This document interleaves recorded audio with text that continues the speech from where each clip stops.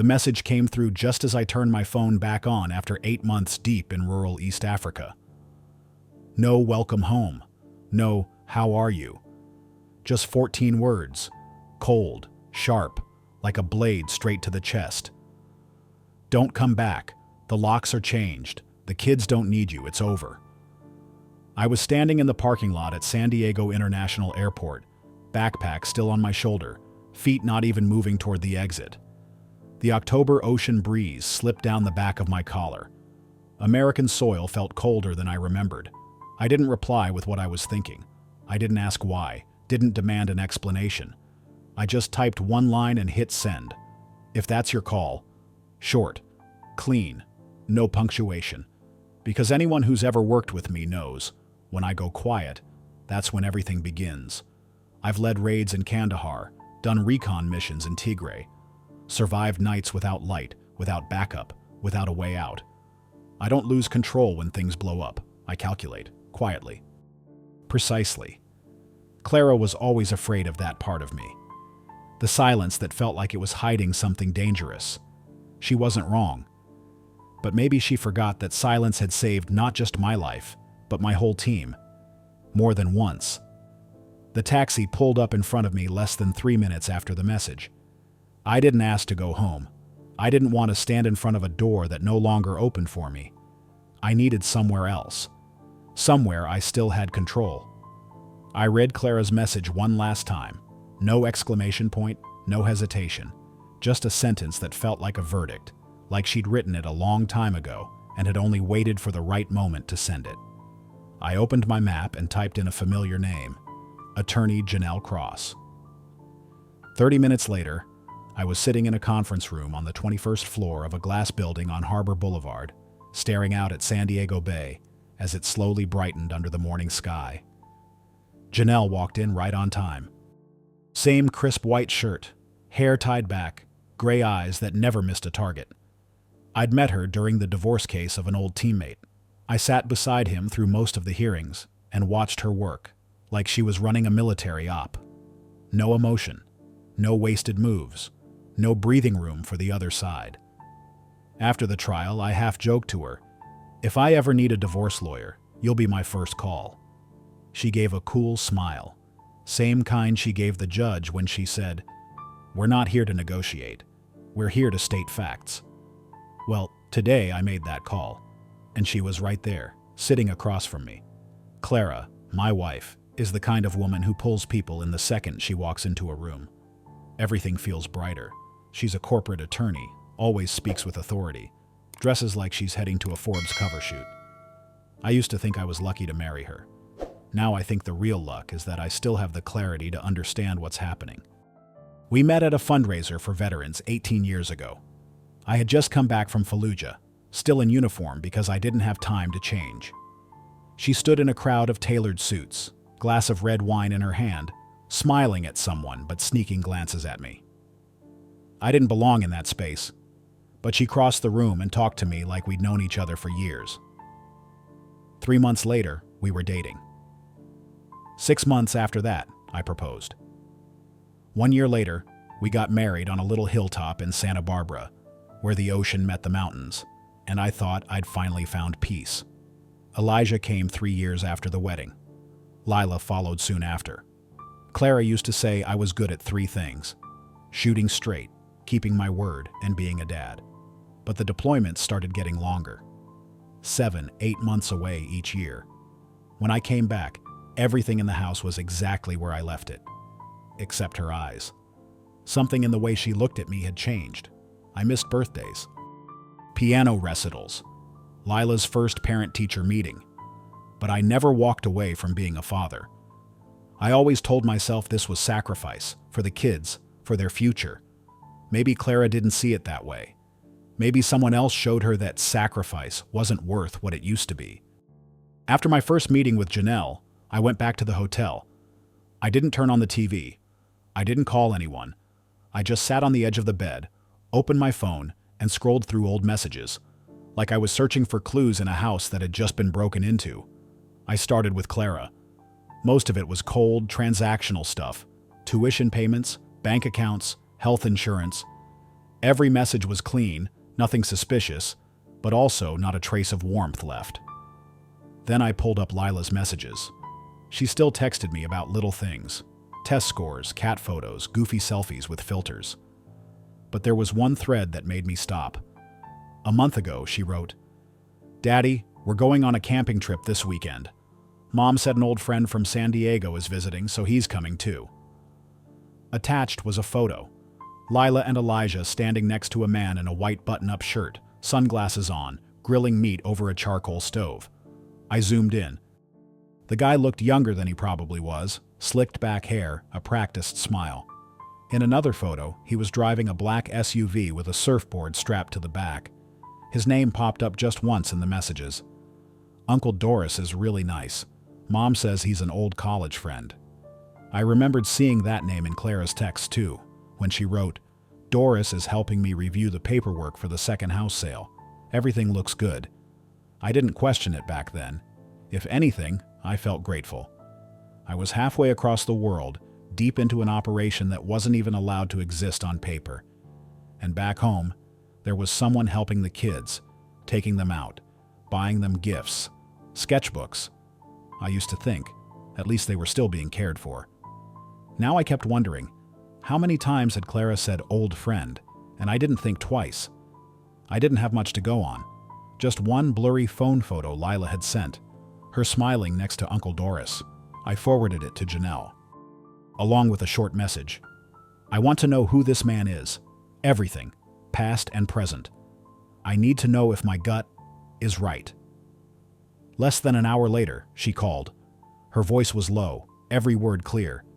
"His name is Dorian West, and Marcus. Trust me, you're going to want to come into the office. Now." I didn't ask questions. I stood up, grabbed my jacket, shoved the phone into my pocket. I was back in Janelle's office not long after. When I walked in, she was already there, a file neatly placed in front of her. I didn't say a word. I didn't need to.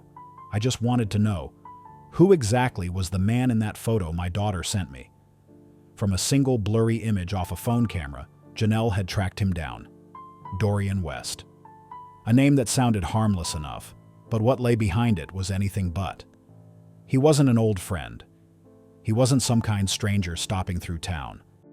Dorian was a financial consultant on paper, but his past was stitched together with civil complaints that never made it to court. 3 women had lost everything after trusting him to manage their money, each of them recently divorced or in the middle of a separation from a husband who'd been gone too long. They all thought they were being helped, until there was nothing left. Clara was no exception. Janelle showed me a copy of a temporary investment authorization Clara had signed 4 months ago, handing over control of a portion of her personal inheritance fund to a firm called Suncliff Equity. The name sounded like Wall Street.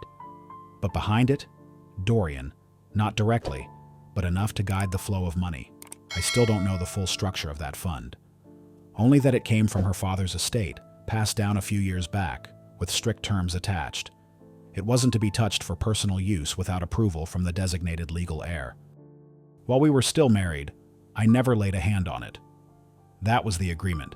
It was Clara's way of keeping her independence. But now, it's different. During the same period, Clara had also initiated a reassessment of our primary home, the one under both our names, and started the paperwork for transferring assets overseas. Destination: Bali. I looked at the listed address in the documents, a hotel in Ubud. The stated purpose: evaluating relocation prospects prior to property investment. At the same time, she'd submitted school applications for both of our kids to a private international academy in Denpasar. All of this while I was still in Africa. No warning message, no heads-up call. Janelle didn't need to explain further. The facts were already loud and clear. Clara had made the first move, not just emotionally but legally. She wasn't just planning to cut me out of her life. She was setting up an entire path to erase me from the lives of our children, quietly, strategically, and this time with someone by her side. Janelle had already filed for a freeze on all joint accounts, any asset tied to both names or financially linked.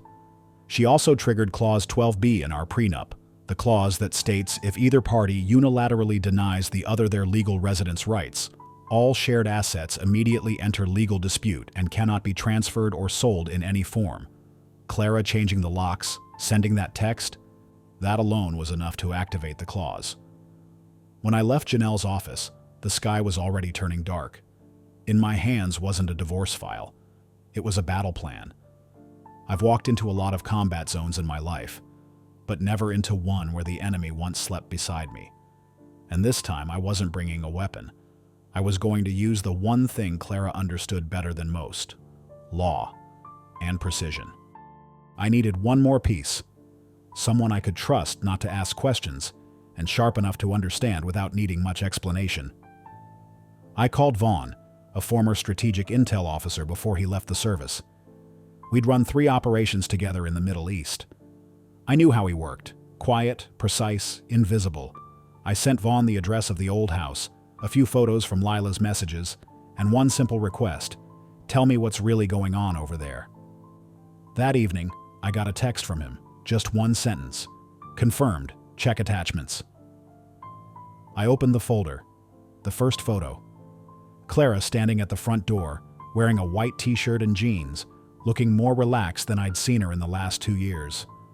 Dorian was standing across from her, hand gently resting on her hip. The next one, they kissed. Not the guilty kind of kiss from people crossing a line for the first time. It was the kiss of 2 people who'd already had dinner together, showered, watched TV, and locked the door behind them before bed. The kind that doesn't happen once. The kind that's been happening for weeks, maybe months. I didn't react. No yelling. No smashing things. I just sat there, scrolling through the images on my phone, analyzing each frame the same way I used to study satellite imagery in the command room. The next morning, I waited for Vaughn to confirm all 3, Clara, Dorian, and the kids, were out. Looked like a short weekend camping trip. The opportunity wasn't big, but I didn't need big. I just needed one shot. I arrived at the gate around noon. Same white fence I'd repainted the second summer after we got married. The lock was new, reinforced core, anti-pick, high-end stuff, but not unbreakable. I'd been trained to open far more complex systems, under far worse conditions, sometimes under gunfire. I brought my compact toolkit, the one I always kept in my pack. 3 minutes. Not a sound. No trace left behind. The door clicked open like it had never been locked to me. I didn't ransack the place. I didn't break anything. I just took back what was mine. I went to the office, the one with the wooden desk I built myself on my last leave. In the bottom drawer, I found a file neatly tucked inside a plastic sleeve. Interior renovation plans. Not just minor fixes. Full-blown blueprints for demolishing the back wall and expanding into the adjacent lot. That lot, according to what Janelle had found, had recently been purchased through a shell company under Dorian's name. The puzzle pieces were falling into place. I walked into the kids' rooms. They'd grown more than I expected. Everything familiar was fading. The toys I'd sent from Africa, the model kits, the planes, were tucked into a corner, collecting dust. In their place, tech books, wireless headphones, surf models. On the shelf, a framed photo stood in full display. A family camping trip. 4 people.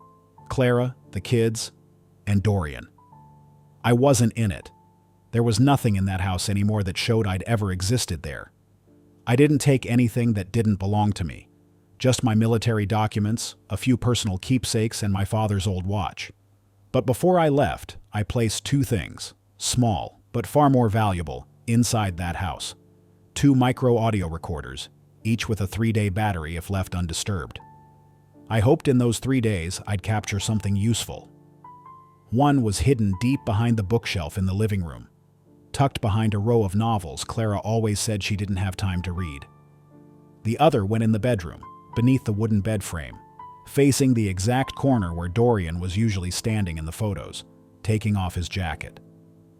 Right before stepping out the door, I walked into the kitchen and pulled something from my pocket, a key to the old house, the same key I'd carried with me for 11 years. I placed it in the center of the dining table, where no one could miss it. No note, no message. Just a silent declaration. I was never written out of this story, and I don't leave the battlefield while the war is still going. I saw Elijah again after his Tuesday evening practice. I didn't tell him I was coming. I just stood there in silence outside the field, waiting for him to walk out. He was taller than I remembered, his shoulders broader, his voice deeper. Like somehow, in the span of a year, he'd grown through an entire chapter of adolescence without me. He froze when he saw me. He didn't look away, didn't run over either. Just stood there, hesitant, like he was assessing the situation, exactly how I used to walk into a zone that hadn't been cleared for mines. We walked toward the parking lot. Neither of us said anything for the first few minutes. I didn't push. I just asked what position he was playing now, how the team was doing, if they had a game this weekend. I kept my tone casual, steady enough that he wouldn't feel interrogated, but not so distant that he'd think I was a stranger. Eventually, Elijah said what I knew was coming. "Mom said you didn't want to come back, that you left us." I didn't respond right away. I wasn't surprised, but hearing it from him still felt like a punch to the chest. I kept my eyes forward, and my voice calm. "No one takes your father away from you, unless you let them." I didn't blame Clara. I didn't deny her. I just wanted Elijah to understand. No matter what happens between adults, the bond between a father and his child isn't something anyone else gets to rewrite with a story. He nodded slightly. I don't know if he fully believed me, but something in his eyes softened. Just enough for me to know I still had a place on his map, even if it was just a corner. Over the next 72 hours, Vaughn filtered, tagged, and analyzed all the recordings. Eventually, he pulled the one that mattered most. A conversation between Clara and Dorian on day 3, right as the recorder was about to run out of battery. In the clip, they were discussing how to get the kids out of the country before the divorce was finalized. No court, no consent from me. No. Dorian mentioned needing to smooth things out before Marcus can step in.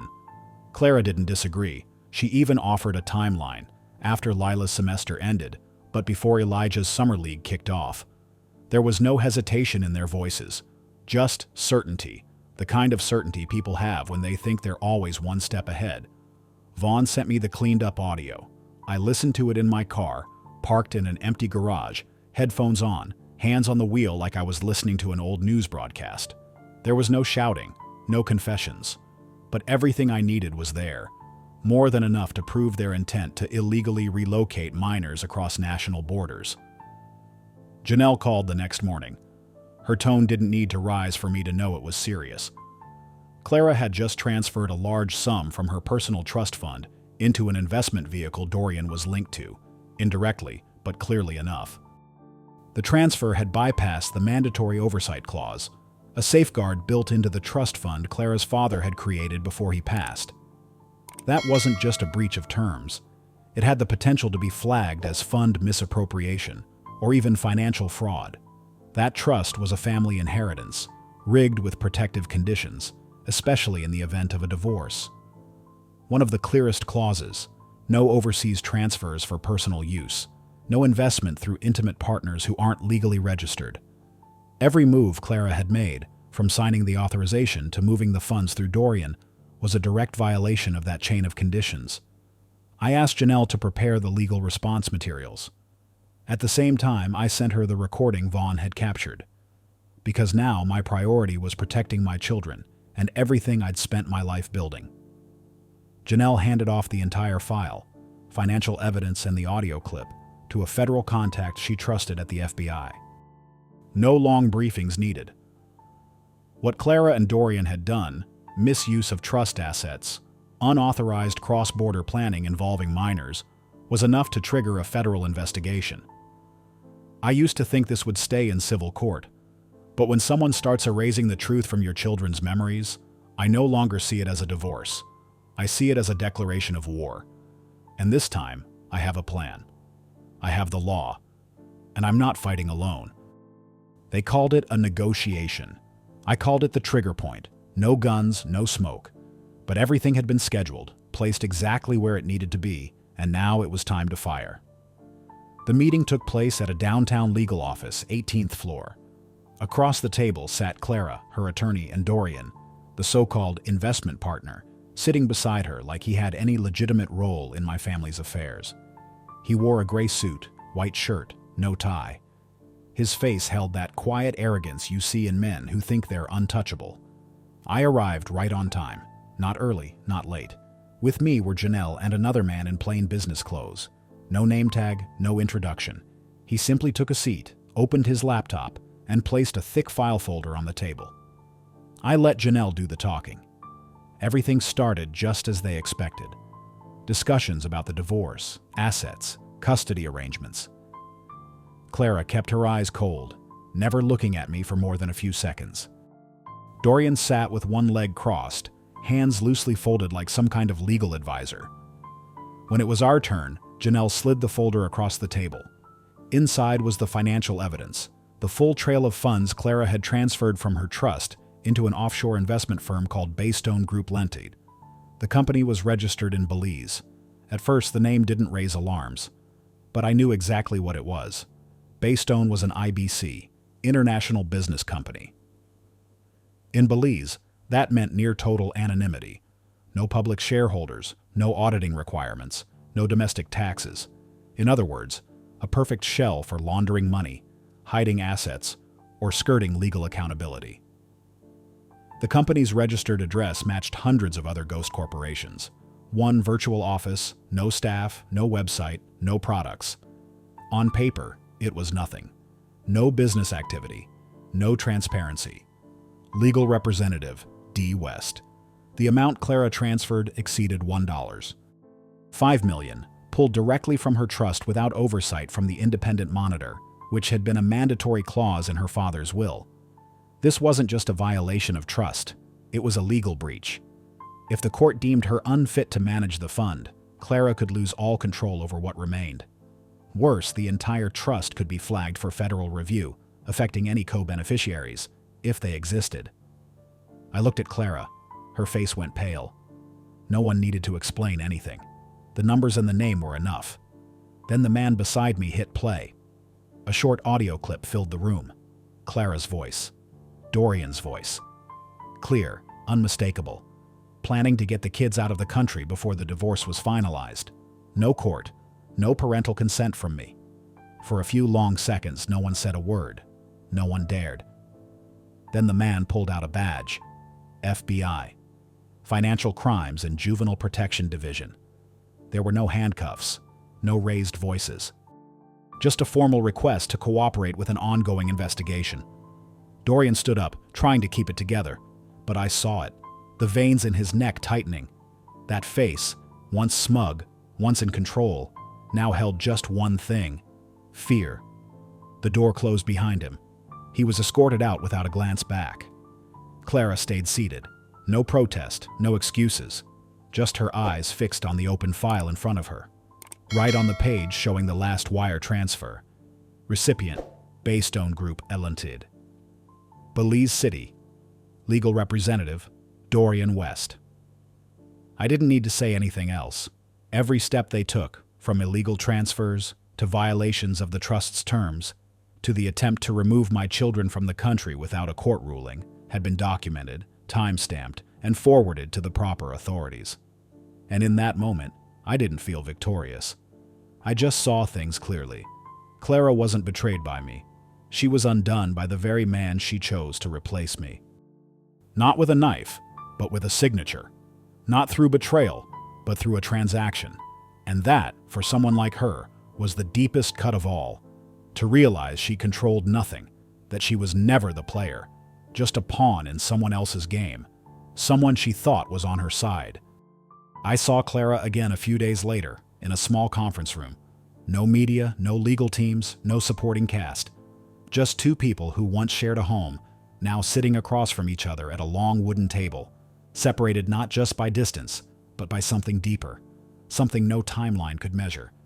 She didn't carry that same coldness anymore. Her voice had lost its sharpness, the calculation gone. Not because she was weak, but because everything she once used to shield herself had finally fallen away. Clara apologized, quietly. No drama. She said she'd been manipulated. that Dorian had built a convincing fantasy of freedom, of independence, of living life on her own terms, a dream she thought was hers, but in the end, turned out to be something someone else had written for her. I listened. I didn't interrupt. I didn't seek revenge in that moment. I only left her with one sentence. I saved the mother of my children. Not to forgive her, but so they wouldn't lose her completely. She didn't respond, but I think she understood. Clara signed the agreement afterward. She relinquished all ownership of the house, the one we once lived in, now just the scene of a life split down the middle. She agreed to hand over full control of her trust fund to an independent trustee as part of restoring the damage. I knew that would sting Clara's pride. She was someone who'd always been proud of handling her own finances, never needing oversight. But that no longer mattered.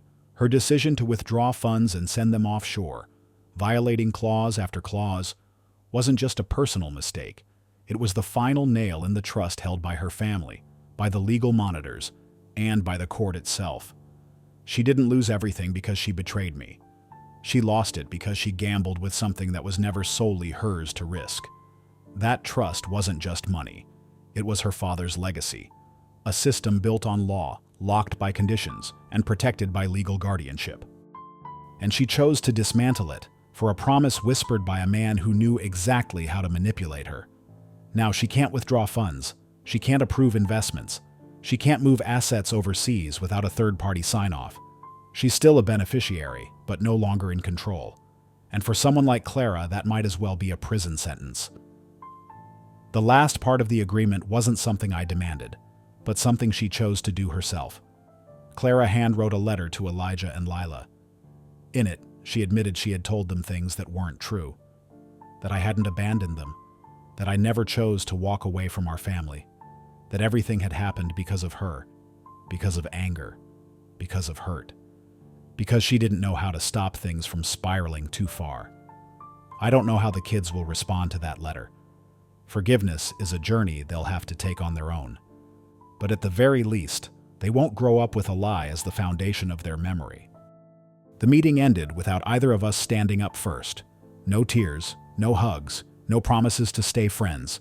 Just two people walking out of a room, down different hallways, with no plans to return. And me, even if not relieved, knowing one thing for certain. The operation was complete. Not perfect, but on target. 3 weeks after the final meeting, the court approved the custody agreement. Elijah and Lila would officially live with me in San Diego, in a new house less than 10 minutes from their school. Clara was granted scheduled visitation, but any trips out of state or abroad would now require court approval. No more gray areas. No more secret decisions. I didn't celebrate. There was nothing to celebrate. I just stood quietly outside their new bedroom, watching Lila pin up pictures of cats on the wall while Elijah reassembled his baseball bat rack. Small things, but enough to tell me they were starting over from a place that felt safe. That first night, I made tacos, the kind we all used to love. No one talked about their mother. No one asked about Dorian. Just school stories, a few silly anecdotes, and a dinner where nobody had to pretend they were okay. While washing dishes, Elijah stood beside me, towel in hand. He didn't look at me when he said it. I know you didn't leave us. Back then, I just didn't know who to believe. I nodded. He didn't need to apologize. I'd had my own moments where I didn't know who to believe, myself included. And Lila? Before bed, she slipped a piece of paper under my door. It was a drawing. 3 figures on a camping trip, 1 adult, 2 kids, and a blue sky in the background. At the bottom, she wrote, "We're still a family, just a little different now." I keep that note in my nightstand drawer, not to cling to what's lost, but to remind myself that I didn't come back too late. I made it back in time to save what was left. And sometimes that's enough to start again. Sometimes that's all you need.